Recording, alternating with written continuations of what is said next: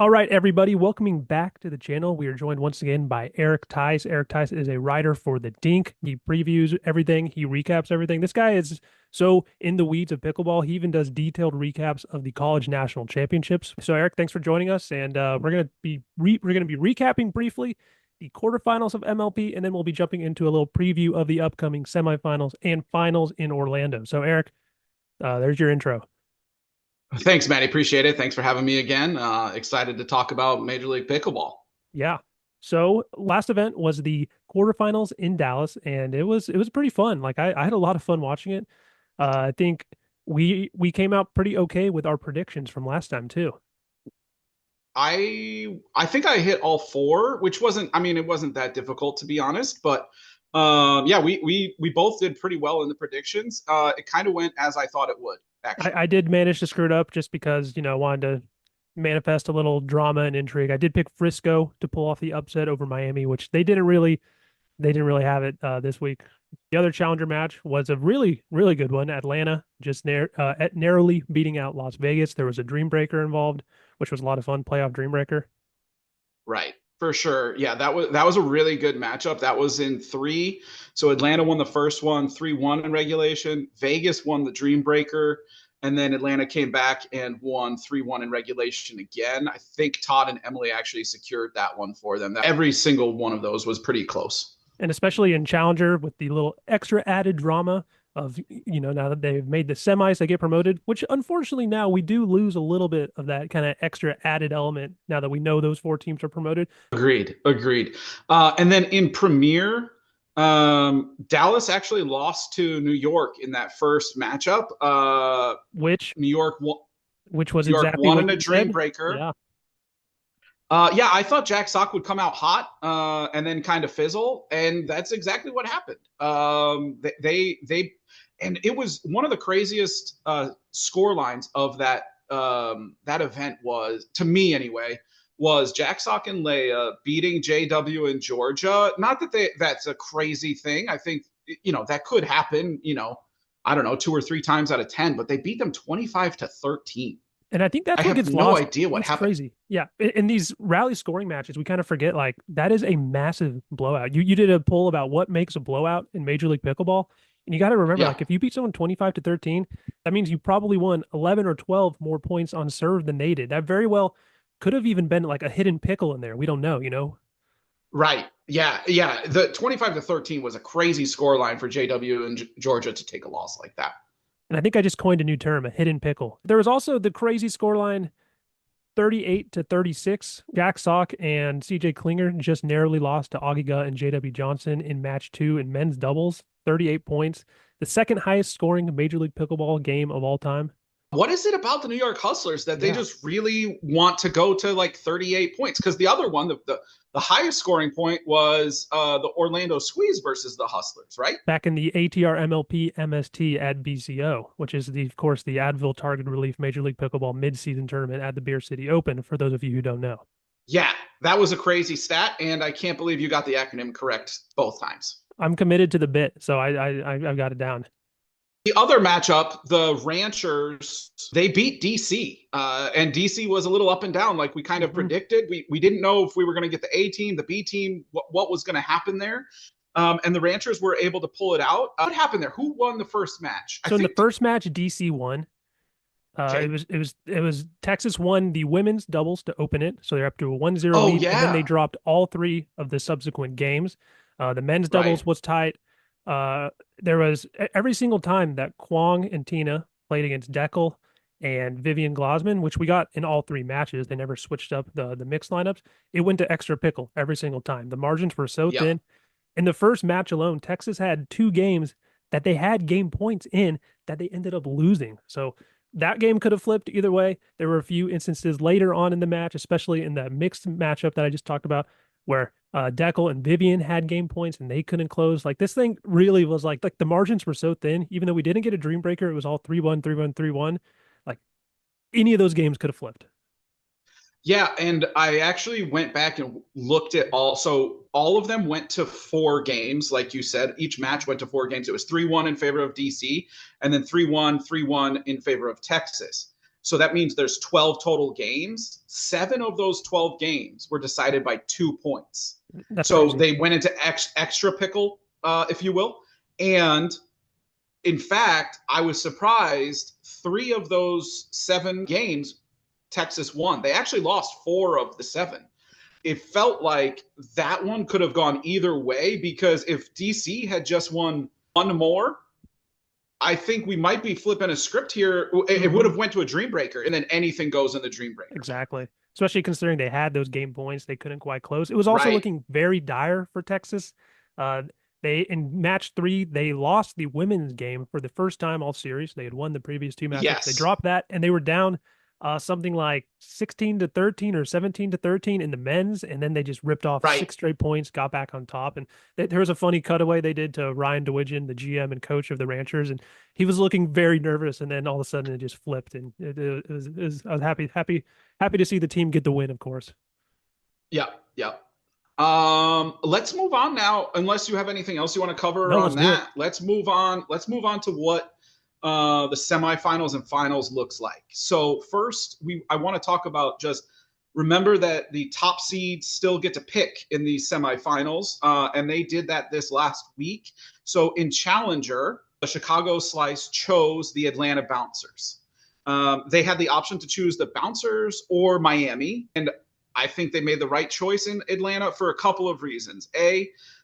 Internally, it has kind of been known that Jaume Martinez Vic would not be playing in the semis and the finals. He has some personal stuff going on, and he has fulfilled his contract number of events, so he isn't playing. Anderson Scarpa was announced this morning to be replacing him for Atlanta, but even without the substitution, I think Chicago probably would have picked Atlanta. They were 1-1 in the regular season against Atlanta, and they were 0-2 against Miami. Doesn't make any sense to pick a team you've lost to Mm-hmm. twice.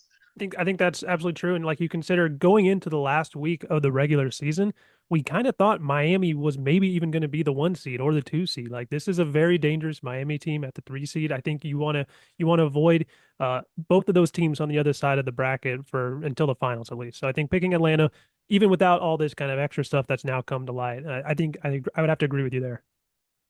And also, just to add on to that, Miami definitely, I think, has the highest volatility out of all of the teams left in Challenger. Like, they could be the best team for sure. And they also showed an MLP Miami towards the end of that event where they could fall off. So I don't think anybody wants to play a high volatility team in the playoffs. Speaking of which, in premier level, the New Jersey Fives selected your Texas No, I Ranchers. thought I had the Texas logo on my Uh, head. That's why I was pointing to you it. have what is that? It is a Texas hat, but it's backwards. Okay, okay, got it. So the five selected the Ranchers, and I actually, I think I disagree with that decision a little Interesting. bit. Although I will say this, I think in the public it was like a no, like everybody was like, oh, they don't want to choose the Flash, definitely want the Ranchers. I talked to a few GMs in Major League Pickleball about this decision, and I think it's kind of like everybody was like 50-50 on who they would choose. And really what it comes down to for me was the Flash have a lower floor than Hmm. the Ranchers. Like I said, JW and Georgia lost 13-25 to Leia and Jack, which is a crazy thing. They kind of take some games off sometimes. Um, and if I was the New Jersey Fives, I would be very scared of Kwong and or Christian getting super hot. Hmm. You kind of know what you're getting from Tina and Etta, but I mean, Kwong and Christian could get hot and take over every single match they play in. And so if I was the Fives, I probably would have chose the Flash just because I kind of know what I'm getting, rather than I think the Ranchers are way more volatile. And if either of the guys is playing super hot, then I think the Fives might be in a little bit of trouble. And you What look about you? at What did you think? Yeah, I mean, you look at what just happened in this PPA Worlds in Dallas. We saw Christian Alshong and Etta Wright make it all the way to the finals in mixed, where they lost to Annalie Waters and Ben Johns. Now, Wang Duong made it to all three semifinals in mixed doubles, men's doubles, and in singles. He's playing very well right now. I mean, the Ranchers, maybe it's kind of coming together for them right now. We'll see if the PPA success last week carries into this so they can stay hot. But yeah, I mean, I think at the end of the day, I probably still would have picked Texas just because I don't know. But then again, like, is Texas even that much worse of a dream breaker team than Dallas? I feel like for New Jersey, at the end of the day, like it's been less so the case lately. They've been kind of getting more wins from Zane, so they haven't been going to as many dream breakers. But at the end of the day, like that team's still going to hang their hat on their odds in a dream breaker. So you almost just Right. want to take the best chance in a dream breaker for that team. It's kind of tempting to me. And I think Texas is probably that team because your women just outclassed the Texas women in singles so badly, whereas For the sure. Dallas Flash women, I mean, Hurricane Tyra Black has actually beaten Annalie Waters in a full match before. Georgia Johnson, of course, a very capable singles player. So it's an interesting decision. I think there's also the added wrinkle of, Lee Waters is very familiar with Christian Alshon, coaches him, and Lee Right. Waters, of course, coaches the fives. There's kind of that. Maybe the familiarity there will help. Maybe it'll hurt. It's tough to say. I still think I would have picked Texas, but I see the logic from both sides. I really do. Yeah, for sure. One thing I do want to just touch on real quick on the Dream Breaker side, Flash, Georgia and JW, I have a few stats and they have very underperformed thus far in regular season in Dream Breakers, and I don't know if that carries over into the playoffs. Like they're both below 50%. That's interesting. Yeah, that's an interesting stat. That's why we have you Uh, on here because you have all the stats. I do have some stats. I don't have all the stats.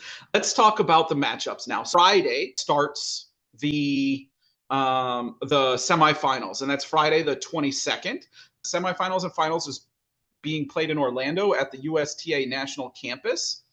And also, just FYI, the PPA is actually running an amateur event alongside of that Okay, I saw that simultaneously on the at calendar the and I was USTA. confused. Yeah, I was confused by that. I was I like, was I was also very confused. So it's just an amateur event, basically to if people are in the area already wanting to watch MLP, they can also play alongside their okay. favorite players. So thought it was interesting to mention that. So Friday starts and all teams play their first match in the evening. So basically, every team plays once on And we're Friday. going to get simultaneous Premier and Challenger action. Is that right? We'll have a championship court and grandstand court. Yep. So all of the challenger level action is on grandstand, and all premier is on championship court, and that's on pickleball TV.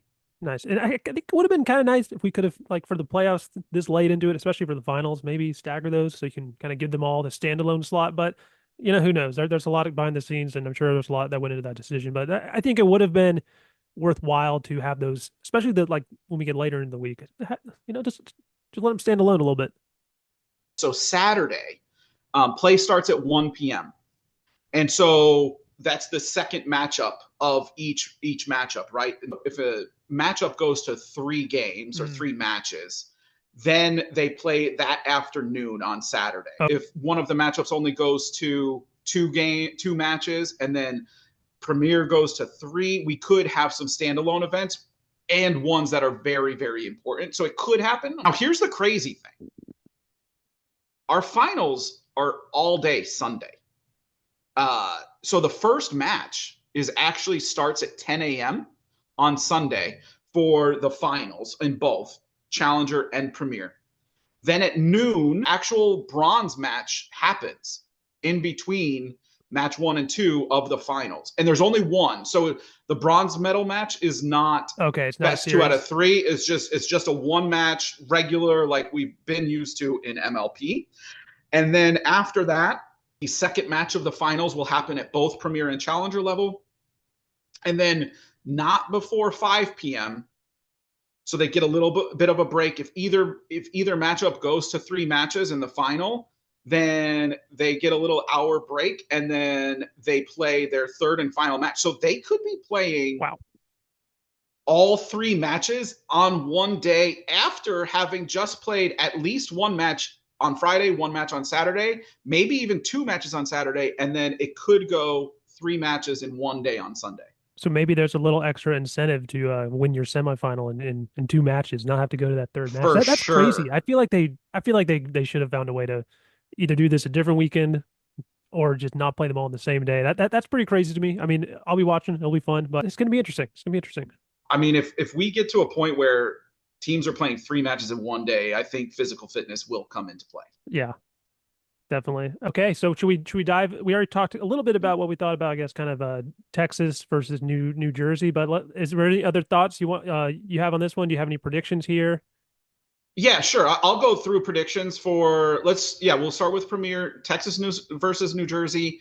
New Jersey, obviously, I think women's is favored. Men's is kind of a toss up at this point because the men's team for New Jersey has been coming around lately. Mixed is also a toss up because of the first team and second team in the New Jersey team. And then Dream Breakers, I think New Jersey has the edge definitely because of the women. And my prediction in this matchup is that New Jersey takes it in two. I am sorry to predict about your Texas Ranchers. What do you think about that matchup? Well, I've been talking a lot of trash to Zane, sent him a few texts, like, it's a good run. Okay. So Yep. I would definitely like to see Texas win. It's going to be tough.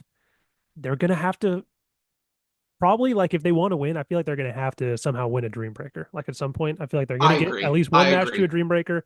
Maybe they can steal one game off Annalie Waters somewhere to like win one match in regulation. But I feel like they're going to have to, make something happen in a Dream Breaker. And with New Jersey setting the lineups, our only hope is maybe Annalie Waters gets a little, I don't know. Sometimes she likes to go up against the men or something. Maybe they do something crazy like that, and Texas can get a win that way. But my brain is telling me that New Jersey will win, but I bleed Texas Rancher red. I think we all actually do technically, but I think Texas will find a way in three. It'll be epic. Okay. It'll be uh it'll be Kwang Duong getting the Dreambreaker win in match three over Zane Navershill. Okay.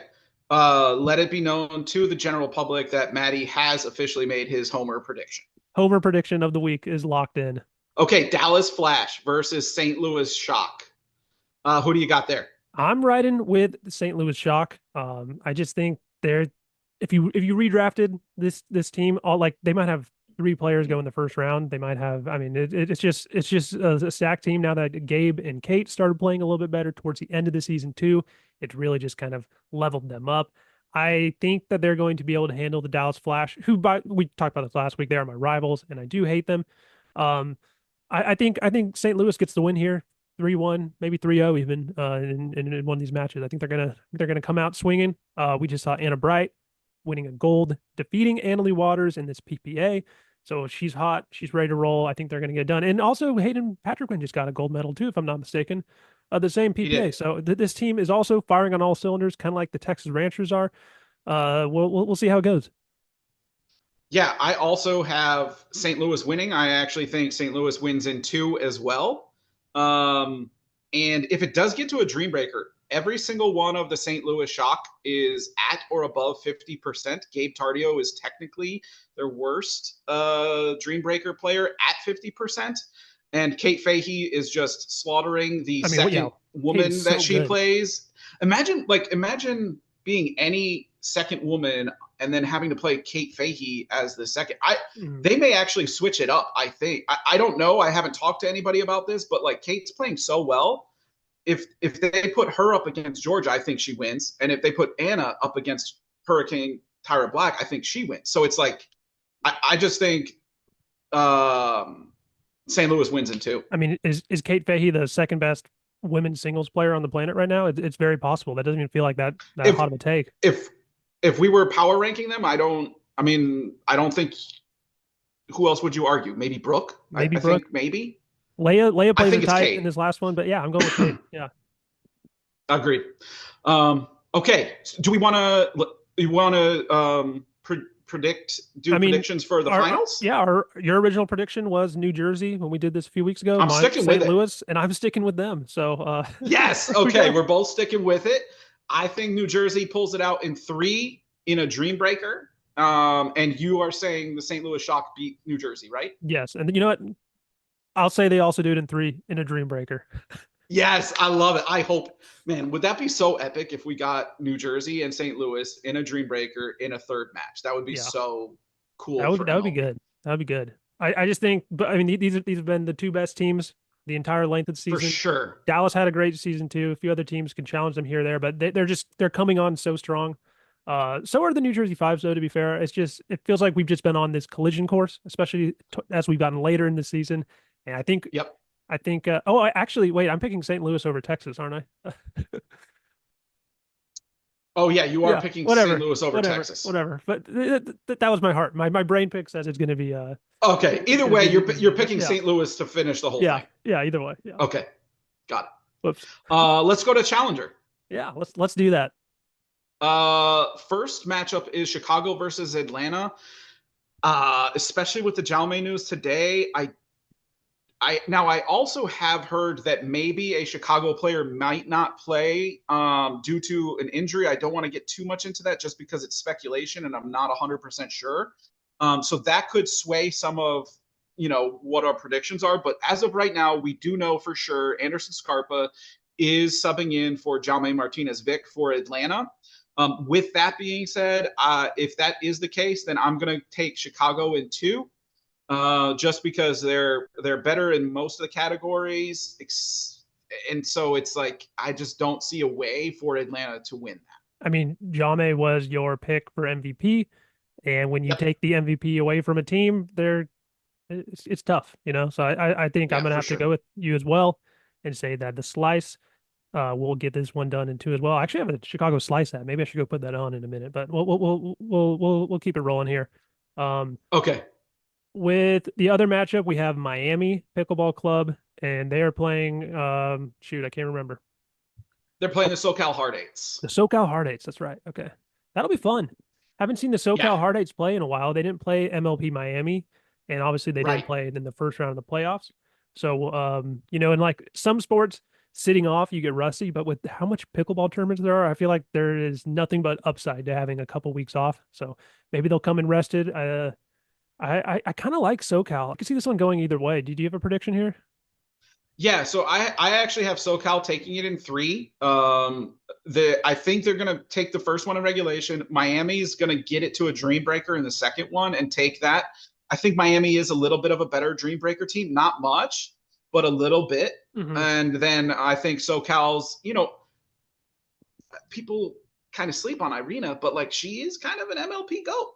Mm-hmm. She's won a ton in MLP, and you have Erik, you have Purple Jesus, and you have Yana on top of that. I just think the veteran leadership of an Erik Lang, who has been there and done that, and combined with Irina's leadership and just veteran status and ability to kind of take over, I think SoCal pulls that out.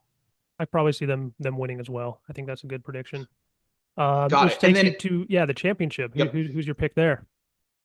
So I think we're both predicting Chicago versus SoCal, which is, we're basically predicting chalk other than your homer pick in the premier level. Which did I even pick Uh, them really? Apparently, we'll see. we'll see.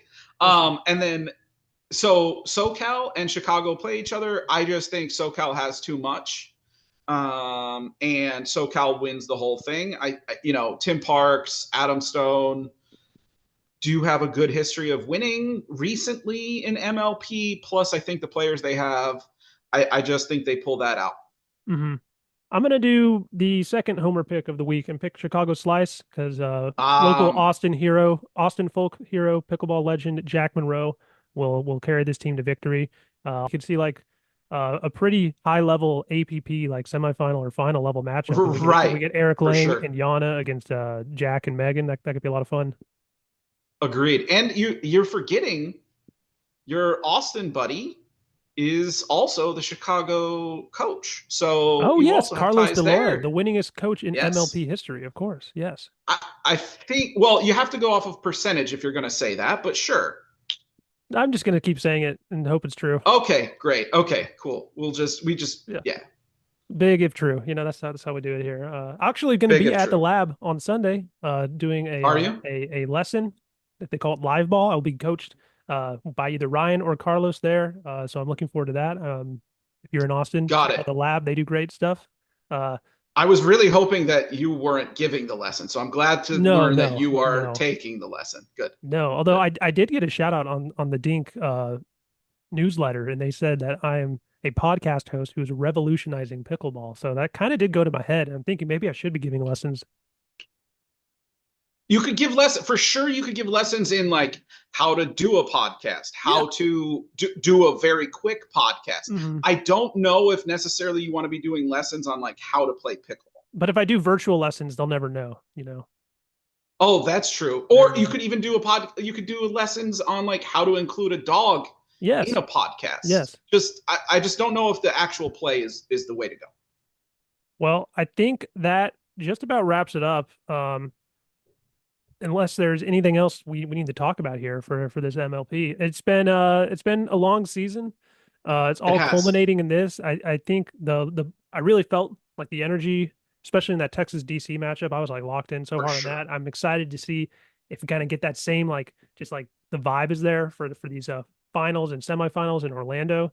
So I'm looking forward to it a lot. I think it'll be fun. I think the scheduling is still a little bit confusing, not confusing me, but just a little interesting how it ended up going. But it's not gonna, I'm not gonna let that stop me. I'll be locked in, and I can't wait to watch it. Yeah, I agree. I will produce a full like article previewing the entire event in more detail a little bit early next week, probably when this pod drops. So if you need any more information, you can check it out on the Dink, and you can follow me on Twitter. No, formerly Twitter. You can follow me Mm, on X mm. at AZETice. I still call it Twitter. Yeah, me too. Yeah, I don't like it. yeah, I it's don't like weird. it. It's weird, weird stuff. All right, I think that does it. Thanks for joining, and yeah, Thanks for having me. cool. All right. Oh yeah, let me get Basil on here real quick. It's funny. You have a dog that, no offense, Basil, but you kind of look like a girl dog. Everybody And always then, says they think Basil's a girl. but I also have a boy dog that looks like a girl dog. Hey, Basil. He's a sleepy boy. Basil, are you there? Are you there? All Okay. We have right. movement. We have proof of life. Yeah, proof of life. All right, cool.